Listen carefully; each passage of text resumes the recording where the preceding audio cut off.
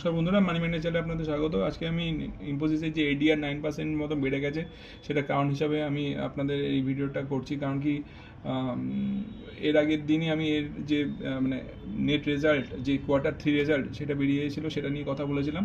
এবং সেখানে আমরা একটা জিনিস মানে দেখতে পেয়েছিলাম যে রেভিনিউতে একটা গ্রোথ দেখতে পেয়েছিলাম 3.3% মতন, এবং ইয়েতে নেট প্রফিটে একটা ফল দেখতে পেয়েছিলাম।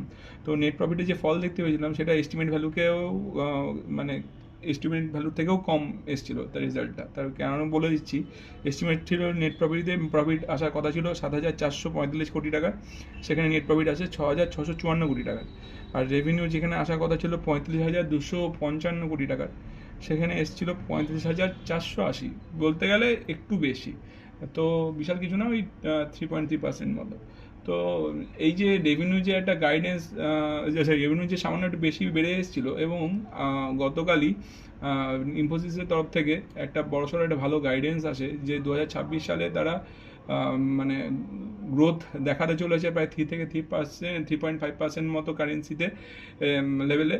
এবং সেই যে গ্রোথটা সেটা রেভিনিউ লেভেলে হবে, এবং সেখানে অপারেটিং যে মার্জিনটা সেটা গ্রোথ থাকবে 20-22% মতো।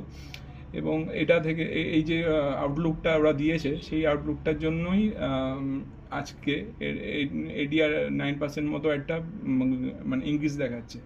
এবং যে ইনক্রিজ দেখাচ্ছে সেই ব্যাপারে সিইও ইনফোসিসের সলিল পারেখ বলেছে যে তারা এই ব্যাপারে খুবই পজিটিভ। যদিও রেজাল্ট কোয়ার্টারলি খারাপ এসছে, তা সত্ত্বেও তারা এই ব্যাপারে খুবই পজিটিভ। কারণ কি, তারা যা মানে এআই এর বেস টোপাজ নেটওয়ার্কের উপর ইনফোসিস কাজ করছে।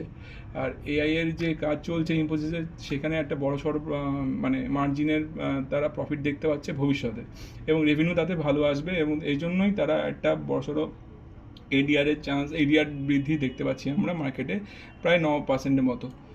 তা এই যে পজিটিভ রেজাল্টটা খারাপ থাকা সত্ত্বেও পজিটিভ গাইডেন্সের জন্যই এই যে এডিআরটা, তার জন্য মোটামুটি ধরে রাখুন ইনফোসিসের শেয়ার একটা ভালো বড়সড় রান নিতে পারে কাল, মানে আজকের মার্কেটে, এবং ভবিষ্যতেও ধরে নেওয়া যাচ্ছে যে 2,000 টাকাও যেতে পারে।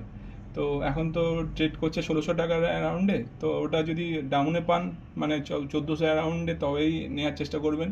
আর অথবা যদি এখান থেকে বড় জাম্প দিয়ে দেয়, গ্যাপ আপ মুভিং হয়ে যায়, তাহলে সেক্ষেত্রে আর আপনারা সেটা মানে নেওয়ার চান্স থাকে না।